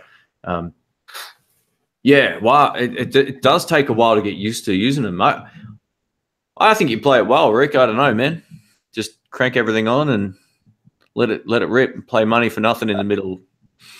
Yeah, I think the trouble with wah is it interrupts my my jaw metronome thing. I don't know whether to do the jaw metronome or the wah, so it ends up just looking like a fish that's just dying on land. So, someone else has just said vintage frets are best. Discuss. Yeah, I think he's baiting us into this one. Yeah, I saw that from John just now too. If he thinks vintage frets are best, then he needs to take a long hard look at himself. I reckon they're a bit like anal warts. If you've got them, you don't tell anyone. Yeah, they're not my preferred fret either, to be honest. It's just deal breaker for me on a lot of guitars. There's a few that I've played recently that are some of the best guitars I've played, but I know in a year or two I'd have to replace the frets. So that's an expense I just don't want to deal with. What about you, Ryan? Are you into them, not into them? To be honest, I don't really care too much. Like, I like jumbo frets and I like vintage frets, and it doesn't really bother me. I don't have a favorite fret. When I was younger, I used to like the Dunlop 6105s. Mm-hmm. But now it's, it doesn't really, frets don't bother me anymore. I think the difference is if you play a guitar a lot. I know you tend to mix up your guitars quite often as well. Yeah. Like, I don't know if you've got like a go-to so much. Like most of the time I see you play, you got something else that I've seen before, but you don't just continually play one all the time. I played my Tally all the time. Rick and I played together for 5 years or something, and that was really the only guitar I played that whole time. And I wore those frets out like really, really quickly. So I guess if you've got, it depends how often you play and all that kind of stuff. If you use really heavy strings and if it's your only guitar, it's harder to recommend small frets just because I know how quick mine wore out. I guess if they were stainless steel and vintage size, that would be fine, but I don't know if that exists. Yeah, I just found the vintage frets, I couldn't grab a hold of the string just at a bend. It was just, I couldn't get under the string enough to grab it and push it around. Mm-hmm. And like the frets on the Peerless Super Sky are kind of a narrower vintage style fret, and yeah, I thought that was an unusual choice. But again, it was John saying that his favourite Strat is a 63, and it has a 7/4 inch radius and small frets. But maybe it's a shortcoming in my technique, but I just tend to need the bigger fret to feel like I can grab the string and give it a real good shape. So yeah, when you've got your 52s telly refretted with stainless steel big ones, it's just made it night and day, hasn't it? Oh, totally. It plays way better than it ever has. There's no choking out. It's brilliant. And, you know, once I got the nut repaired recently too, it's close to being my #1 guitar again. I love it. I mean, I still play my PRSSE all the time, but I played both a lot again recently. And I almost forgot how much I love that thing. Hey, Rick, are you able just to move your mic up a bit? I'm not sure where it is, but you just sounded a bit hard to hear. It sort of changed. Is that better? Yeah, heaps better. I don't know if it's. Have you got your other ear? Not too sure where. It was just sounded a bit. Oh man, yeah. You don't have to hold it there, but just wherever it was hard to hear. Sorry, man. It needs to be closer to my mouth, does it? That's what she said. That's it. We're kicking right off. How's that good? That's great, man. No, I thought it might have gone down somewhere else, and that's why I asked. So yeah, cool. All right, we've got Sonia here, the moderator. Welcome. How you doing? Hi, Sonia. I saw a question before about go for it. My Gibson 330. Was it from Todd or something? I didn't see it, so sorry. Go ahead. Todd was asking what happened to the Gibson that I bought with Shane, and we did a video. So what had happened was it was such an amazing guitar, but it had an issue with high fret, and the Sky Music were awesome. They were straight away. They were like, "Oh, let's fix it up for you." Unfortunately, they sent it to somebody which I won't name. Yeah. Which and the guys have always been, had a great reputation, but unfortunately, when it came back, it wasn't done. I don't think it was done properly, and what had happened was the guitar just, number one, didn't feel the same anymore. Number two, refused to stay in tune. Mm-hmm. So it was, when I brought it back to Sky Music, they were great, and they wanted to look after me, and they said, "Look, we'll get it right for you. We'll fix it." And at that time, there wasn't a Gibson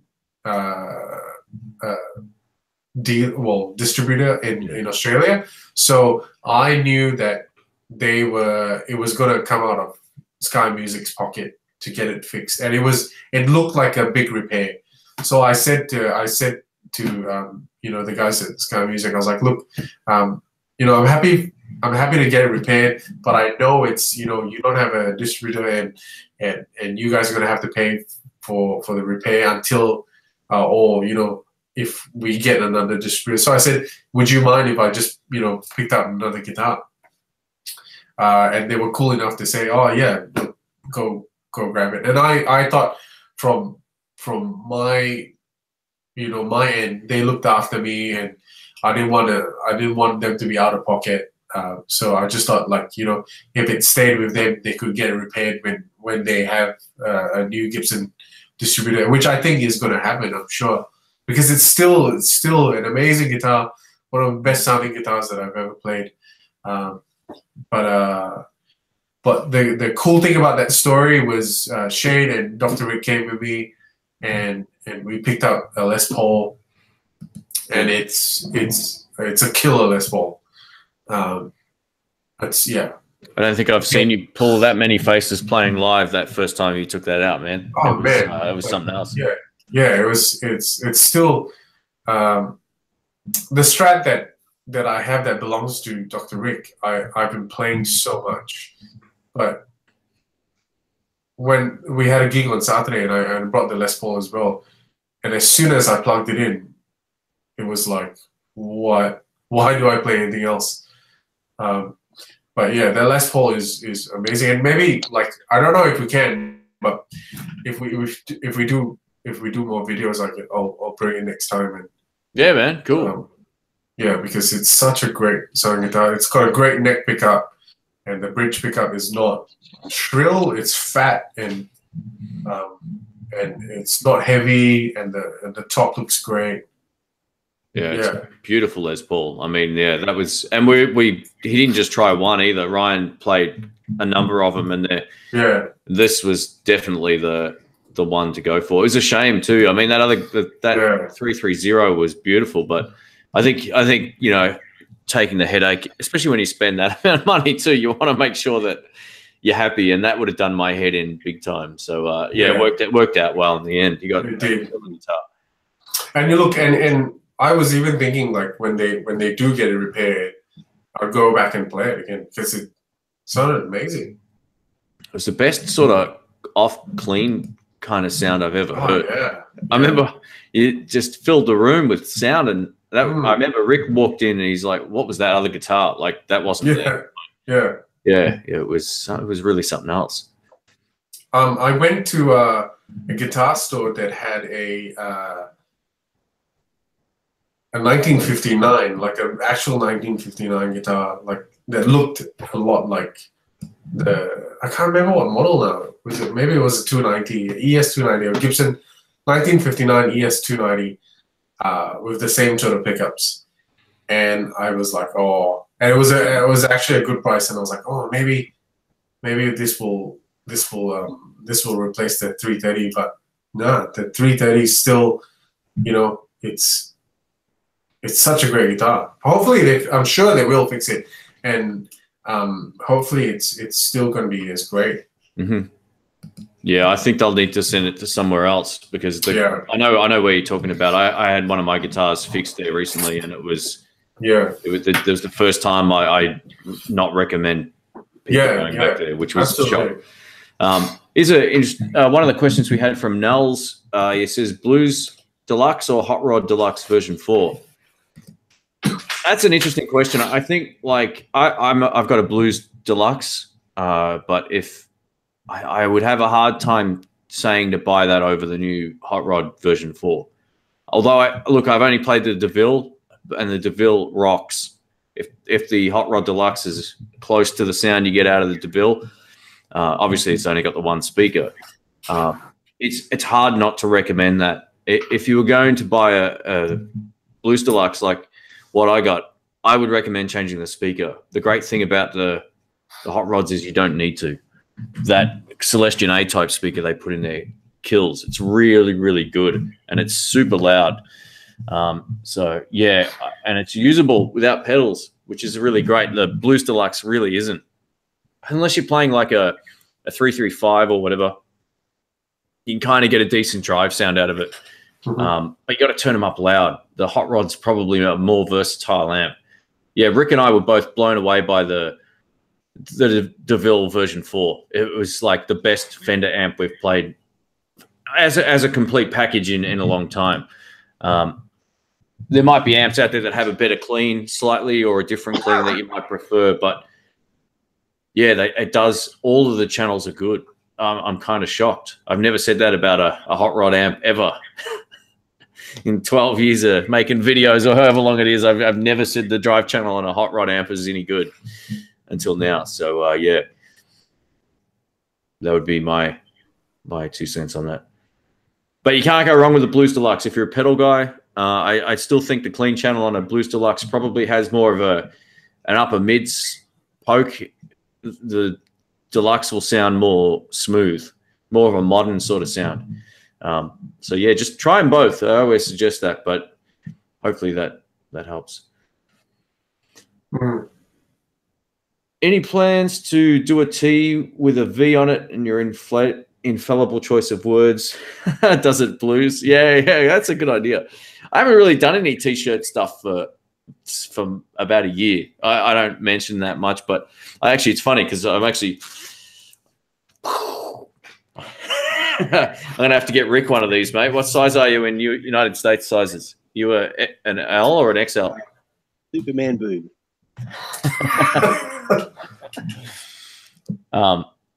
So yeah, I might do some more of those. I don't like sort of plugging that stuff too much on my channel. I kind of don't usually do it, but yeah. I should also point out too, for those who like Guitar Search Saturdays, they might be coming back pretty soon. So hang in there. Cool. Yeah. Cool.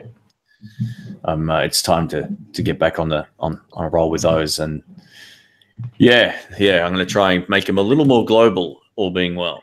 So we'll see how we go. I think the next Guitar Search Saturday topic should be find Ryan's missing guitars. It's on Craigslist. yeah. Do you guys know any other really great used guitar shops, like the Swap Shop in Melbourne, by any chance, or anything like it? Yeah, I've got like heaps of guitars from them. There's Found Sound. Oh yeah, I mean, yeah. Sorry, that's the only other one I really know of. Found Sound and Swap Shop. Have you been down in Afghanistan? Yeah, I've done that one already. Oh, which one's that one again? Is it Guitar? Oh, not the Attic. That's the one in Florida. It's called the DMS Productions. Will know this one. I've been at the Guitar. Stolen Guitars Are Us. Yeah, I did a quick episode. It's a small shop, that one, but it's a good little store. Been in there a few times actually to look for stuff. I nearly bought a used Epiphone Special 2 from in there, but the action was like this high and the tuning was awful, and I was like, no, I might leave that one. There's another one that I saw recently on Facebook. I haven't been there, but it's called Ecotone. Oh, I haven't heard of that. I'll send you a link. Okay, cool. Let's see, Ecotone. You guys should come down to the Guitar Emporium at some point. We should all go down there and check it out. Oh, yeah, what a great store. It's unreal, man. Good guys and good gear. Yeah, that was great guys. Yeah. He basically invited me to, if I ever wanted to just go in there and film anything, like have at it. Oh wow, actually, that could be really cool. He's got like a 60, a couple of 64 Strats, like a 61 SG. There was a 54 Strat, a 51 Telly, I think. Yeah, he's got a lot of old school Gibsons as well. Yeah. From the last time I was in there, it was had a lot of great stuff. He had 70s P and J P basses, I think they were, or something. He had a whole lot of really great stuff. Like, yeah, that shop is just something else. Yeah. Evolution Music. Is that what it's called? Oh, that one at Cranbourne. Nah, there was one. I think. Hang on, I'll find it. I always forget Guitar Village. That's it. I said Attic before, but it wasn't the right word. Yeah, Guitar Village. That's the one. That's the one in Frankston. So, Evolution Music's in up near Cranbourne Music. That's a good shop. It's pretty cool. Oh yeah, 69 says Guitar Village. Bought a Squire Strat when I was 17 from them. Friends sat on it that night and broke the neck. Oh man, that's brutal. Jamal, I'll get one out to you, man. You've been a huge support for the channel. I'll make sure I do that for you coming up.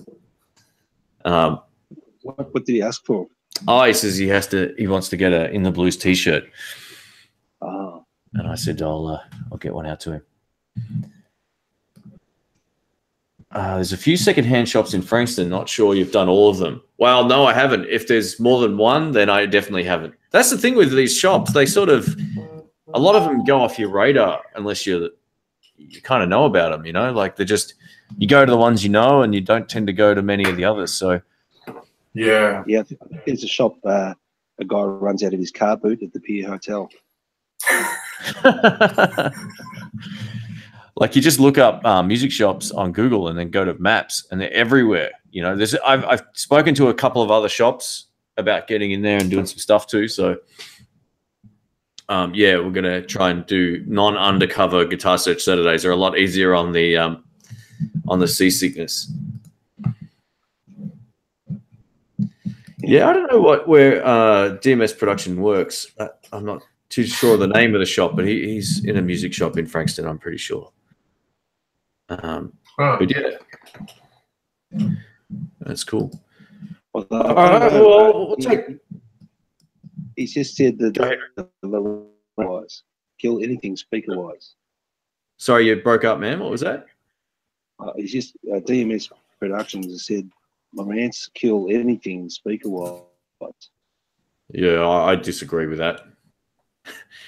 I think they're all right. Yeah. I don't know if they're the best speakers I've ever heard. They're good if you like greenbacks. If you like greenbacks, you'll like a Lowrance guitar speaker. If you don't, you won't. They got a low headroom kind of. They break up quickly. I owned one. I had one in my old Blues Deluxe, and it sounded great. But you get a lot of speaker distortion, which a lot of guys will like, but a lot of guys won't like that as well. Just yeah, Lowrance make good PA speaker gear too. They make that kind of stuff, which is good, but. Yeah, the only Lowrance I've owned is the same one that Brian bought and then sold as well, which was that, their 50-watt version of the greenback or whatever it was.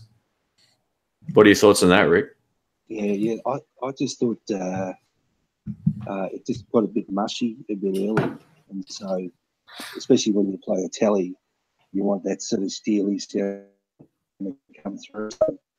Like it had a restricted headroom in it, and yeah, again, if you play a very heavily distorted sound, maybe that wouldn't bother you that much. But I always thought it was a compromise, and I was glad when you pulled that speaker out of your amp. Got something like Rage and Cajun, or what's the one that you like, the Swamp Thing? Yeah, Swamp Thing or the Texas Heat. Yeah, they're my two favorite by a mile. I like creambacks as well. I think creambacks are pretty good. Dave Byron's asking about the Rage and Cajun. I'm pretty sure that particular speaker is a small one, which I haven't used. I think it's an 8-inch speaker or 10 or something. So that one I haven't used, but just look at if you're not sure about how loud speakers are, just go to their specs on their website and look up their dB rating. The higher it is, the louder the speaker is going to be. Not the watts, but the actual output decibels. So yeah, I'm a huge fan of Eminent speakers. I've been a big fan since I got the Swamp Thing, and then the Texas Heat was just as much fun. I think that actually might be my favorite. It's just a big fat sound. I like it. Yeah, look, yeah, definitely. I had a tone tubby that I put in an amp of mine. They were made from the cones made out of hemp. Yep. So, and I thought it was a really good upgrade. And, I think speaker tweaks in combo amps are a really great way of tweaking your tone. It can make a dramatic difference. Yeah, that's the first thing I would do if rather than doing all the valves. If the valves aren't faulty or the tubes, don't swap them out. If you want something a little different, the speaker is going to make a massive difference. And it was never more evident than in the Mustang that I had. When I put that Texas Heat in there, it went from a loud little amp to just this big sound, and it sort of tamed the solid state top end to some extent as well, which was really cool. We've got Matt from Lithuania here. Cool. Welcome. Hey, Matt. Wow. Baltic States. Cool. Very cool. Yeah, we've got a whole lot of folks here. We've still got 90 people here. So if you enjoyed the stream tonight, guys and girls, please give it a thumbs up. Appreciate that. I've got to include the female audience here. It's 5% of our total views, or 3% on the channel. I got to get some hot chicks on the channel. I think that'll sort it out. Appeal to the masses. But yeah, so we've got maybe 10 minutes left, unless you guys, how you holding up? You good for another 10? Yeah, I've got 30 minutes left. Good. So I'm good to go. All right, cool. All right, Dr. Rick's signature Radio Shack 12-inch speaker is still on Sweetwater. LOL. I'm not too sure I get that joke, but yeah, what is, I don't get it either, but it's very funny. The only speaker I've ever blown was a Lowrance. That was from Outlaw Rickenbacker. Okay. Plenty of, yeah, it might have just been a bit of bad luck. I mean, I never had any problems with mine, and it did drastically improve the sound of the Blues Deluxe I had it in. But, you know, like I said, it's a sound you'll either like or you won't. A lot of people swear by them, and that's fine. Just depends on your taste, I guess. If you want your amp to kind of, like Rick said, have a little less headroom, then they're a good choice. Mr. BHB Jr. says, excellent stream. Thanks, mate. I appreciate that. Do some makeup tutorials, Shane. Increase your female viewership. Yeah, all right. I'll have to see what I can do, mate. That sounds like a winning idea. Imagine that. Just wake up one day and there's a video that's makeup tutorial video from a bald guy with a beard. No, I'll come around and we'll wax your back or something, mate. Oh, man. You guys can do that at GitCon. Yeah. There you go. That'll be our video. But we're going to put a line of pillows down the middle of the bed, and then we're going to decide which side we're going to sleep on. No. I'll make sure we're not in that situation, Rick. Otherwise, I'll take the floor, man. You'll wake up with your hand between two pillows. Yeah. Oh, here we go. Buzz Wilson says, any suggestions for a speaker upgrade for a deluxe reverb? Think Matt Schofield. I kind of like the stock speaker in those amps. Yeah, me too. Yeah. I think sorry, Doc, you go. No, you go for that. Oh, I think if you're thinking about the Matt Schofield thing, maybe try a pedal that he uses first. Which, you know, I can't remember what he uses. I think it's the Free to Tone, if I'm not wrong. He's got his signature pedal, the SOV. Try that out before you swap the speaker on the Deluxe Reverb, because I think the Deluxe Reverb is one of my favorite amps. Yeah, I never wanted to change the speaker in mine at all. Like, it was just great. It was, it was great from the get-go. I remember plugging into it and going, wow. And I think, like, we've all been playing that Deluxe Reverb at the shop a little bit. And it's just a great sound, you know? Just, yeah. I'm surprised Rick didn't buy one of those at some point. I thought he was close. Yeah, I don't know why either, but I guess, you know, I've got a Milkman and the 2-Watt Crystal 22. They're so similar, I guess,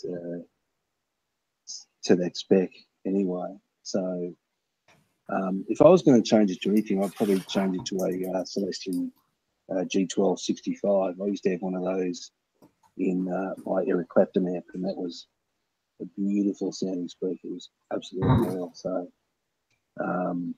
that's what I would do, or possibly a Creamback. But yeah, I like the stock speaker, and I think you just got to break it in. You know, it'll warm up more when you break it in. Yeah, no, you're right. That was one of my main amps for a long time, and I think it might have softened up a little bit tone-wise over the years, but yeah, it should sound pretty good straight away, that amp. I don't know. There's something about it that it's like an instantly nice tone, even though it has no mids control on it. It's a really usable sound. Not the loudest amp in the world, but definitely not the shabbiest of tones. It's beautiful. Yeah. It makes you want one when you don't have one. You know, like I had two Deluxe Reverbs at one point, and then I sold them when I got my second Blues Deluxe. Well, I've only got one, but I had already previously owned one. And then hearing it again, I just went, man, that's nice. You know, like such a great sound. Yeah, look, I'd love to hear the hand-wired one. The old snobbing me. It's quite intrigued by that. There was one on Gumtree a little while ago floating around.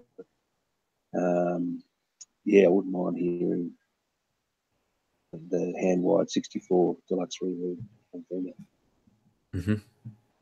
Yeah, I don't think I've ever. Actually, I know Dave's got a couple of original hand-wired ones from the 60s. Wow. Yeah, his collection's crazy, but I don't think I've ever actually, you know, he doesn't bring them out or anything like that. But I might take this last question here. This is from James. He says, thoughts on 335 pickups sounding too dark? I know you had a Gibson 335 that you got rid of. Mine sounding a bit dark and just uninspiring tone, really. Not sure what to do. Odds are it's the pickups, man. It's like I had a 2008 Gibson ES335 and I went through about 10 amps trying to get that thing to sound good. And then I played the Tokai and I went, oh, so that's how that should, well, that's the sound I was looking for. Look, you could probably get it just by swapping out the pickups. I think Gibson did something strange with their pickups between like 2007 and 10 or something, maybe. Like they're just on those ES335s, they were either way too hot, which made them maybe slightly darker sounding. I'm not too sure what it was, but I always explain it like it sounds like there's a wet towel over the pickups or something, you know, like blocking the vibe of all the top ends sort of not there, and it was really dark. And another friend of mine also has the exact same model from the same year, and it sounds exactly the same. So yeah, it was an interesting. I thought it was me, so I changed amps all these amount of times trying to get that guitar to sound good, and I couldn't. But I didn't change the pickups either. In the end, it had a twisted neck as well, so that was the other reason I got rid of it. I took it back to the shop. They're like, "Oh yeah, well, it's just the nut. I'll fix it." And they said, "Oh no, it's not just that. It's the neck's not right either." So I flipped it. Yeah. I think they fixed it the best they could, and then I just got rid of it. But yeah, my suggestion would be go plug in an Epiphone and see how much brighter it sounds. Oh, Rick, you're not about to do a Kenneth Russell, are you? No. All right. For those who don't know that reference, it's you'll sleep well at night. It's all right. So yeah, just try changing. Look for some vintage spec pickups, maybe humbuckers for the 335. That should help. Changing pickups in those guitars can be pretty awful because of the. I would just give it to someone to do it. I wouldn't try doing it myself. I have no problems changing pickups on guitars, but working on a 335 can be challenging. So yeah, just maybe try some new pickups. It was just a terrible sounding guitar, and it's funny all these years later hearing that same year model again. Another friend of mine bought one as well, exactly the same sound that I couldn't get rid of in his. So yeah, just a terrible couple of years for guitars pickups from Gibson. They weren't making good pickups in their 335s. But the funny thing is, I also had a Flying V, and the Flying V sounded amazing. So it wasn't like all of their guitars. It was just something about that year was just nasty. But yeah. Yeah, funny that you mentioned that, because I had the same problem last year where I had my 335 sounded really. I got it in trade, and I just thought, oh, it's just a really dark sounding guitar, and never used it. And then a friend of mine said, "Why don't you switch out pots?" So I did. Oh, sorry, not pots. Actually, he said capacitors, and I did. And there's a thing where you can use alligator clips just to trial different capacitors. Oh, cool. And it was amazing because it just opened up the sound. And then I told my friend, oh, it worked, and he said, oh, well, it might be the pots as well, and depending on how old the guitars are, just change the whole thing. So I ordered one of those pre-made sets that you can get, and put them in, and it was like back to life. The guitar. Oh, there we go. Yeah. So maybe try that out as well. Like take it to somebody who, or if you know how to change capacitors, just try doing that first. But yeah, but usually pickups help. You know, if you're changing pickups as well. Yeah, I don't know what they did wrong with that particular series of 335s, but yeah, when I went from an Epiphone to the Gibson, and I was shocked at how different they were. You know, like one was really bright, the other one had a lot of bass, but no clarity. Just a real MIDI, dark, muffled kind of vibe. So yeah, it was when I finally got to test the Tokai against another lefty that wasn't mine, but the same year, I was like, wow, that's the sound I was looking for, not what I ended up with. But back then, I didn't really know so much about guitars either. I was literally just like, it's a Gibson, it's got to be good, right? Like, yeah, I've kind of made that mistake, and I've actually bought a Gibson prior to that, which worked for I think about 4 or 5 seconds straight out of the box. I plugged it in, I went, and the sound dropped, and it never worked again. So I went, all right, I'm never doing that again. This was back when Gibsons weren't all over the internet or all over YouTube. I don't even know if I was doing YouTube then, but yeah. Anyway, I didn't do a video on it. But yeah, it's one of those things. It didn't work, so I thought, I'm just going to bite the bullet and go get a good one. And then it didn't work out either for me. But yeah, that's great about the caps, man. I've never heard of that making a huge difference. So yeah, and it was cool because I could sort of audition caps for the pickup that was in my guitar that I really like, and I really like doing that. And I've done that to a few other guitars now. You know, when I don't like if I have a guitar that doesn't really inspire me, and I think it's the pickups, I usually do that first. Cool. Well, that's good to know. Thanks, man. Does a cap affect the tone even when the tone is on 10? I can't hear you, man. Sorry? Or does the cap affect the tone even when the tone is on 10? Yeah, it does. Well, to my ears, it does. I think it still loads it down, if I'm not wrong. Yeah. Oh, yeah. Cool. Yeah. Also, one other thing is pickup height. You know, if you have your humbuckers too low, it's not gonna give you the output as well. So try to have it higher or closer to the strings, because it's not like single coils where it pulls the string out of tune. So you can have humbuckers quite close to the strings. That's another thing I would try as well. All right, awesome. Well, guys, I know Rick's buggered. It's getting late here, guys. It's nearly it's going to get on to midnight soon. So thanks so much for hanging out. Thanks, Ryan and Rick, for being a part of the stream here. Thanks to everyone for answering for asking questions and having a chat and all that kind of stuff. And if I didn't get to your question, which I'm probably sure I've missed a few, just leave them once the live stream goes. Once it saves on YouTube, and I'll get back to you in the comment section. So yeah, thanks for hanging out. Thanks, Sonia, for moderating. Thanks to everyone also for the super chat folks as well. Thanks to Rick's Jedi mind tricks. It was a good stream. No, I appreciate you guys jumping on last minute. I thought to myself a little earlier, yeah, I might do a live stream tonight, because it wasn't anything scheduled or anything, and I thought it's probably been a week or two since we did one. So yeah, it was good fun. Thanks, guys. Oh, thank you. No way. That's great. Thanks, everyone.